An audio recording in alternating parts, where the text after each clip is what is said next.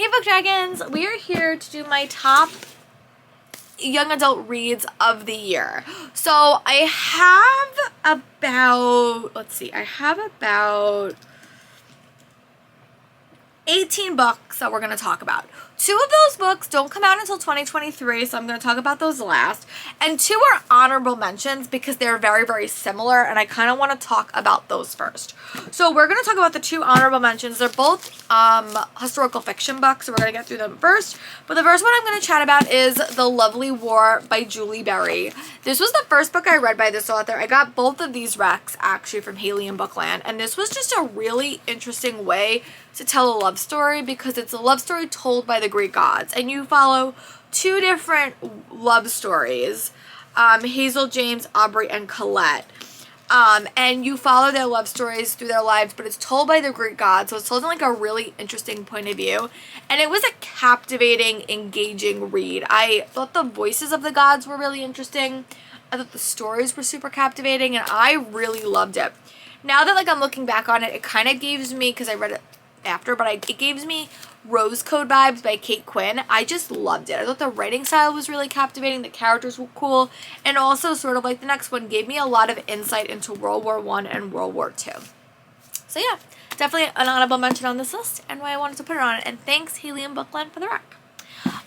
There's a lot of people were talking about this book last year, but Haley and Bookland was the one that convinced me to pick it up, and that is We Are Not Free by Tracy Chee. This is another book sort of like The Lovely War that had a really interesting concept, but basically it's told in 14 different point of views set in a Japanese town, San Francisco, in a concentration camp where you follow 14 teens as they make their way through their lives. And again, with the unique structure, I was captivated. And I think that I was a little bit hesitant going into this one because I didn't know how they would be able to give, how Tracy would be able to give all these kids unique voices, but it almost reminded me of sort of reading a short story collection where you kind of saw all these characters again, but I was intrigued. It told me a lot about this time period, and I really, really loved it.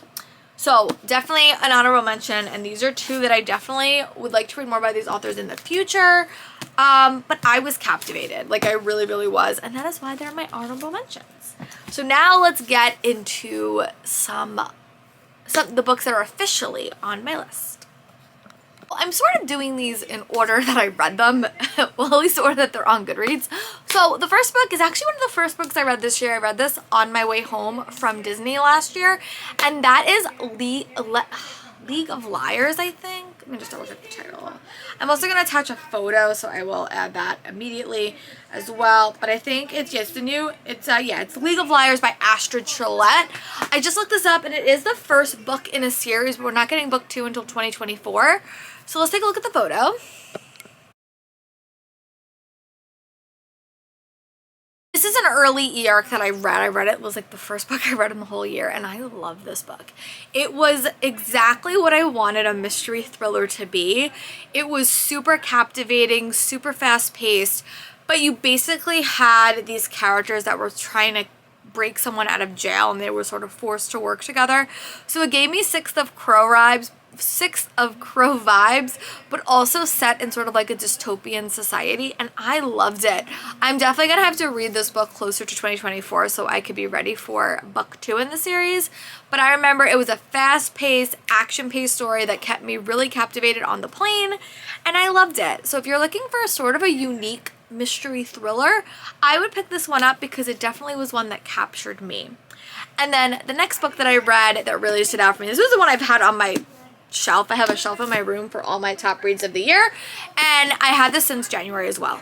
And this is A Forgery of Roses by Jessica S. Olsen. This is a standalone. You don't get a lot of YA standalones, so when I find them, I tend to pick them up. I read this also as an e-arc, but I got the Pretty Owl Crate edition.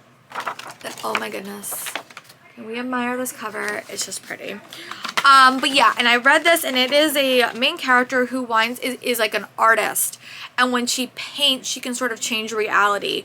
And she has a sister who's dealing with a chronic illness, and she has to sort of do everything in her power to protect her sister, and she winds up going to have to work to the palace to use her powers, but she also gets sucked up in a murder mystery, and it was captivating. It's also a very atmospheric read set in the winter time. It's a standalone. The characters were really captivating. The chronic illness rep I also liked. It wasn't for our main character, but was for the side character, and you could tell how much that affected the sister, but also how that affected her sister, like the main character. The romance was captivating. It was a quick read, and I definitely want to read more by this author in the future. So again, if you're looking for a solid fantasy standalone that has a really solid mystery plot, and if you do like political intrigue, I would definitely pick up this book because it was one that really captured me. The next book I am going to chat about is a YA contemporary that I was super highly anticipating. I went into this book a little bit hesitant because I didn't love her second book as much, but I am pleased to report that when you get a chance, Emma Lord easily made this list. Definitely one of my favorite YA contemporaries to date. I do not know what happened to my copy. I had it. It has run away. So it's in my room. I'm probably going to keep it. I just don't know where it is. So I will find it eventually, but let's just look at the photo and we'll chat about it. This is a gender swap version of Mamma Mia. So basically you have this main character who's a girl and she's very into the theater industry and she wants to get like a theater internship, and she sort of teamed up with her arch nemesis and they're competing for this job, very similar to Love from Scratch by Caitlin Hill that I talked about in an earlier video. But this has a bit more like intensity for me because they knew each other and their rivalry and their competitiveness made sense. But the Mamma Mia element is she finds her dad's live journal and is determined to find out the identity of her mother throughout this whole book. It was a quick read. I loved it. It gave me the Mamma Mia vibes. It was set in a theater world, which I love. I teach theater. Theater is basically my life and I loved it. I love Emma Lord's writing style. One of my favorite YA contemporary books written by her. I loved Tweet Cute. Definitely a new favorite for me. Definitely going to be a book that I have on my all-time favorite contemporaries list. But yeah, this book was so fun, so cute. I love the romance in this book as well. I want to read her newest one. It just came out. I just actually have an arc of it, so I can read it right now.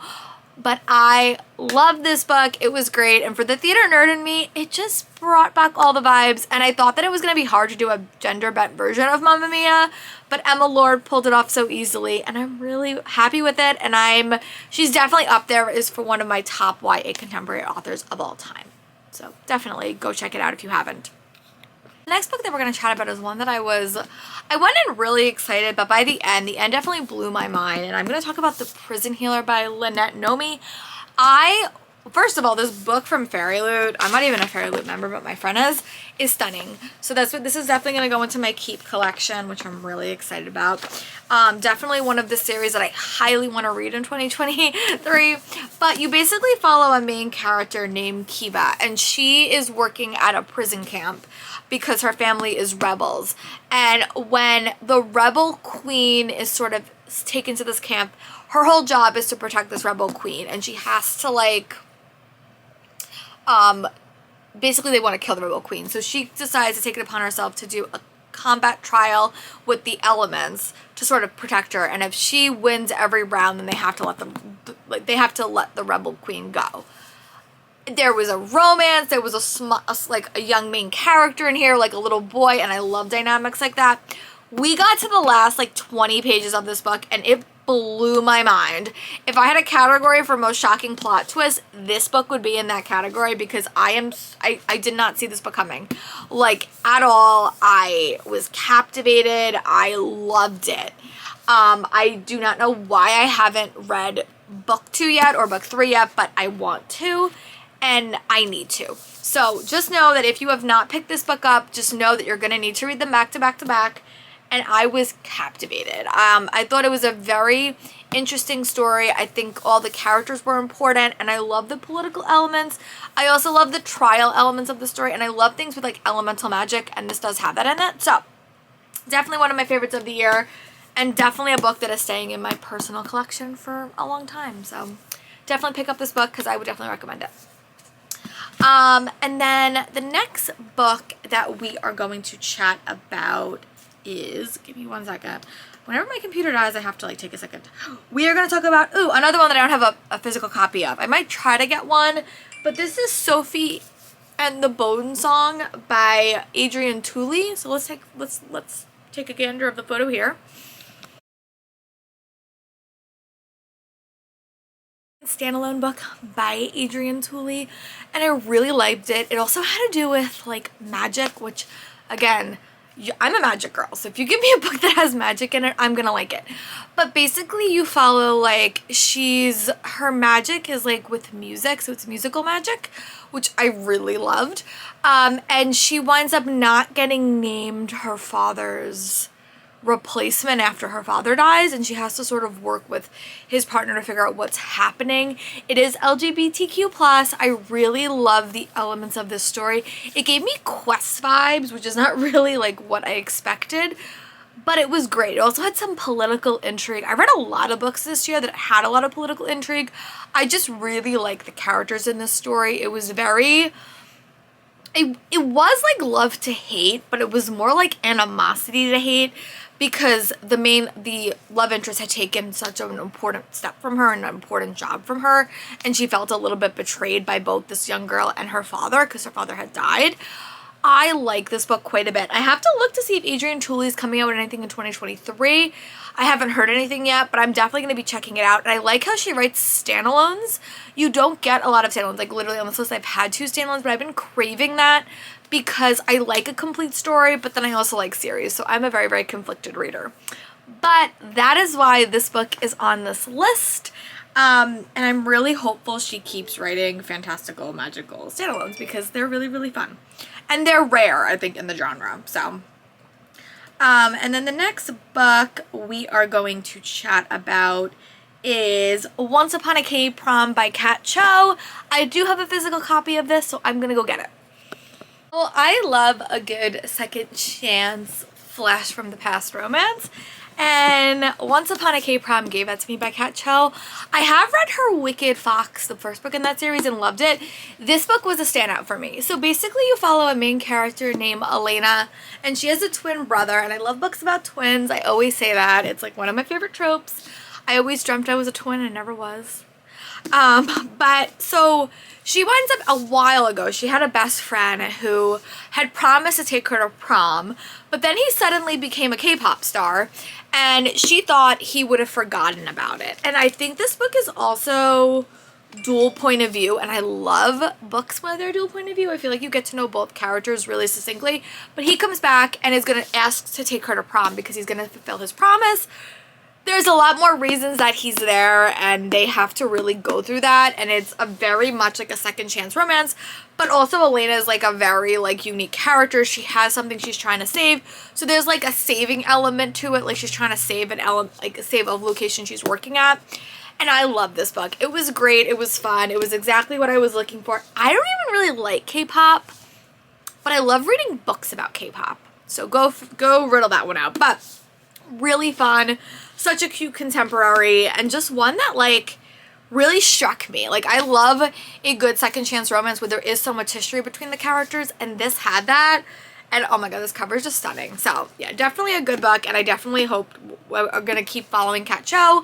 I'm gonna try to read Vicious Spirits, which I also really loved in 2021, I think. But yeah, definitely a solid read and one that I really enjoyed. And then the next book we're going to chat about is With and Without You by Emily Weberly and Austin Sigmund Broca.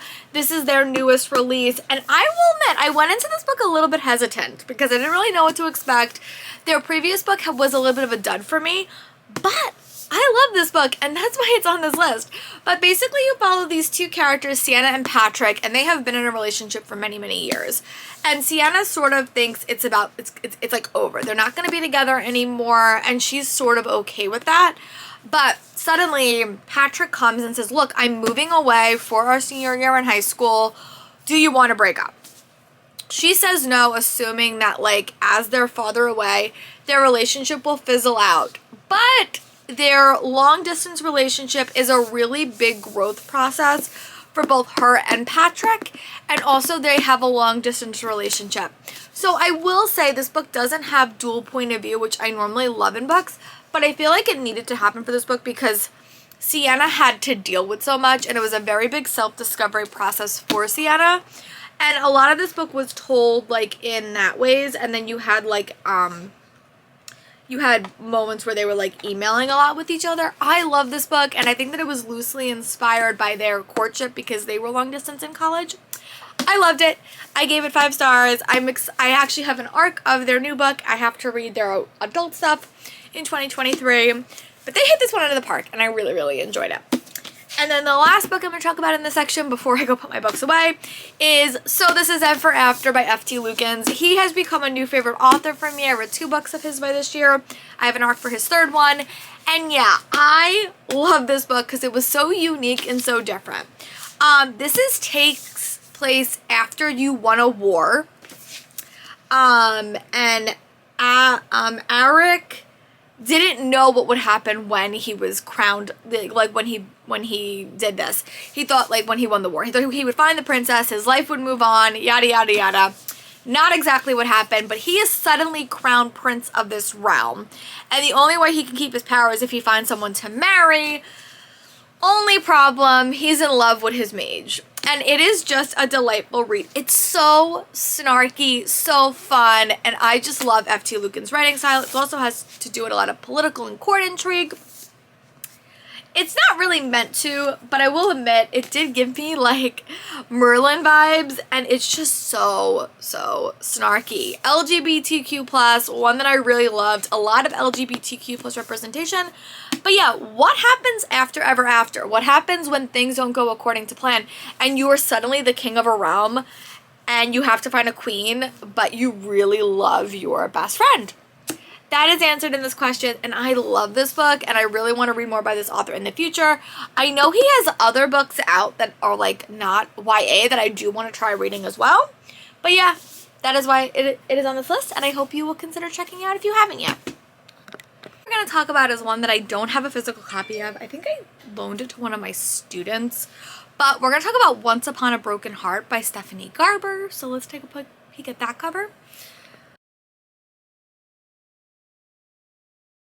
First book in the companion series following Evangeline Fox. It's set in the same world as the Caraval series. But she basically is devastated when she realizes that her boyfriend she wants to marry her sister. And when she sort of has a deal with a fate, Jax, who you know very well from the Caraval series, things go horribly awry. It is set in a wintry setting. It has a very contemptuous relationship. It is a lot. It's very much a fairy tale gone wrong, and I was captivated. Like, I want to read book 2 so bad. I actually have 2 copies of book 2, but I was very captivated. It really felt to me like I was reading like a fairy tale, and I love that.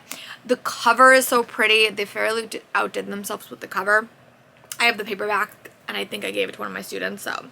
But I really, really love that book. It was great. It was captivating. It was a quick read. Very perfect for winter. I would definitely recommend you read that in winter because it does have like a very, very wintry setting. And I'm really happy that I liked it. I put off reading it for a little bit, to be honest, but I'm pleased that I finally picked it up and really excited to read the sequel soon. Now we have 2 contemporaries we're going to chat about. One is Places We've Never Been by Casey West. It's been a bit since Casey West wrote a book that made my list. This one was perfect for me. So this was sort of the start of me reading a book that had this trope, which is basically friends to strangers to more. So basically they were friends in the past, something happened, made them strangers or enemies, and then they have to get back to being, you know, more. And I love this book. So basically you follow a main character named Nora, and she's going on a road trip with her siblings, her mom, and her best friend family from when she was young, but they moved away. And they really haven't communicated since then. And they're forced to do on this RV together. There was a lot of secrets. There's a lot of intrigue about why they're no longer friends, why it doesn't work. But this worked for me so much. It was second chance with a dash of enemies to more. I love a good road trip story. This worked perfectly for the summer, and I loved all the locations that they went to. It was great. It was solid. I love that there was more going on in this story than just the romance. There was a lot of harder topics to be had. And definitely in Casey West books, there always is aspects of self-discovery, which I love. Gave it 5 stars. Excited to see what she's working on next. and I hope that I enjoy it just as much as the previous books, but this was definitely a home run for me, and I'm really excited to read more by this author in the future, but she's definitely a favorite of my YA contemporary authors. So the next book we're going to chat about, sorry, my battery died, so if that clip got cut off, I apologize. But I also picked up a copy of It's All in How You Fall by Sarah Henning. This is her second in her companion contemporary series. I actually had to buy another copy because mine got ruined in Aruba when I was reading it on the beach. But basically you follow a gymnast named Caroline Kepler, and she has a rough start of this book. She realized she can never do gymnastics ever again because she has a really serious back injury, and this whole book is her sort of figuring out what her new passion is. So she sort of teams up with Alex Zabella, who's her best friend's brother, and he sort of takes her on some sports dates to figure out what she could do with an injured back, because she's still super competitive, and romance is in the horizon. You do get a small cameo from the Thrill Like a Girl characters in this book as well, but I love this. And what I really loved about this book was it sort of looked at what happens when the thing you think you're going to do for the rest of your life doesn't work out. I've had a situation like that in my real life that wasn't injury related, but just was like circumstance related. And I really felt for the main character. And again, a lot of self-discovery. You will notice that the YA contemporary books I tend to love, in addition to having a really strong, fun romance, it also has a self-discovery element to it. This one worked for me. I love Sarah Henning's writing, and I just love the gymnastics of it all. The gymnastics is one of my only sports I follow professionally because I love gymnastics. So this one was a really, really big one for me. And if you have not checked it out, I definitely recommend you do so. Now we're starting to get into the spooky, eerie, and creepy reads, and we're going to get into that for probably the rest of the video. Maybe not all of them, but most of them. So the next book I read was Belladonna by Adeline Grace. This is a gothic murder mystery. The cover is so pretty, and I read this for a blog tour that I was on, and then I had to buy a physical copy for my collection. But you follow a main character named Signa, and she is basically has a very close relationship with death. Everyone in her life has died, and she is the one that's been left behind. And when her last guardian dies, she winds up having to go live with a far-off distant relative where a murderer is happening on campus. And she has a very close relationship with death, and that is sort of the starting point of the story. She has to sort of work with death to figure out why those deaths keep happening on this mansion. It was a gothic story which, unlike one book I'm going to talk about in my worst reads of the year list, had a balance of gothic vibes but also mystery, plot, and romance that I was captured by. I think Adeline Grace has a really good writing style. This was upper YA. There was some very moments and steamy scenes that gave me like Thorn of Glass vibes.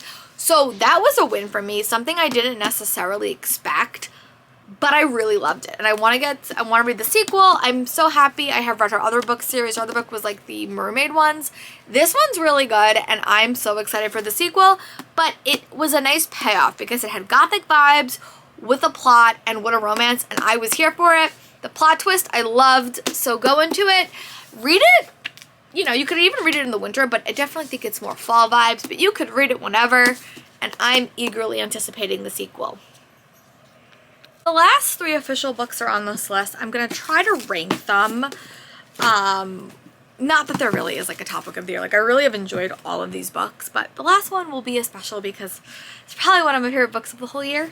But I also really loved Wild as the Witch by Rachel Griffin. This is a standalone contemporary fantasy book that's definitely enemies to lovers, but it was done in a way that I felt like had a lot of history for the characters, and very like similar magic system or similar elements to Nature of Witches. Basically, you follow a main character named Iris, and she's dealing with a bit of a traumatic past. Her best friend accidentally killed her love, and since then magic in her little community has been seen as a bad thing. So she kind of works at an animal sanctuary with her mom. Her magic is very animal focused, which I did like in this book, and she accidentally curses her rival at work, and they have to go on a quest to save the bird, because if they don't, her rival will die. And it's definitely enemies to more, and there's a lot of history with the characters. What I love that Rachel Griffins did is she dived into the animal magic, dived into enemy and more, but didn't make the story super cliche. And I thought that it would have been really easy to do that in this, but she didn't do it. And I love the quest element. I love a good quest in a story. I don't see it a lot in contemporary, but this was just a fun read. A lot of emotional baggage was explored in the story, especially because both characters came from a very complicated place, but I loved it. I gave it 5 stars, and I'm excited to see what her next book is. I think it's gonna be more fantastical, but I'm super excited, and that is why it's on this list. And then my most recent read on this list is Violet Made of Thorns. I do not know what happened on my cover. This is another book that's sort of with when I read the Casey West was like friends to strangers to more. That sort of trope is present and accounted for as well. Sorry, you're gonna hear my puppy because I'm never home this early, and she's very adamant that I be present and accounted for and give her what she wants. So if you hear her, she has her bone, which she's not supposed to play with. But hi Cassie. Hi Cassie. Hi. You want to say hi to the camera? No? Okay. That's okay. No? Go your bones over there. Sorry, I'm gonna try to do this super quick because she's literally right here. But this follows a main character, a seer, and many years ago she accidentally saved the prince's life, and in this book they're sworn enemies. Again, sort of like when I talked about Belladonna, it does have some upper content, it does have some steamier scenes. But she is sort of given a prophecy that she has to let the Prince Cyrus die before the end of the summer because a war is on the horizon. And it was a very steamy time. There was a lot of angst in the story. It was very, very prophecy and political driven, which I also really, really enjoyed. I love Gina Chen's writing style. I think she talked a lot about, you know, our main character's experience as being Asian American in this world and how she was sort of seen as less than. You also did see the political ramifications of her because she was a political figure. She was a seer that was sort of constructed. And I just really, really loved it. I gave it 5 stars. I DNF'd this earlier in the year, but I'm so happy that I came back to it. And she's definitely an author I'm going to keep an eye out for. Sorry if my puppy's bothering you, but she's just very, very cute. And then the next book, the last book that I'm going to, that's in this, like, you know, list is Final Gambit by Jennifer Lynn Barnes. This is the final book in her Legacy series. I love this book. I thought it was a solid wrap-up. You could see I tabbed the hell out of it, and I just loved it. I can't talk too much spoilers, but I just thought that she wrapped up this story really well. Jennifer Lynn Barnes stories always work better when you read them back to back to back.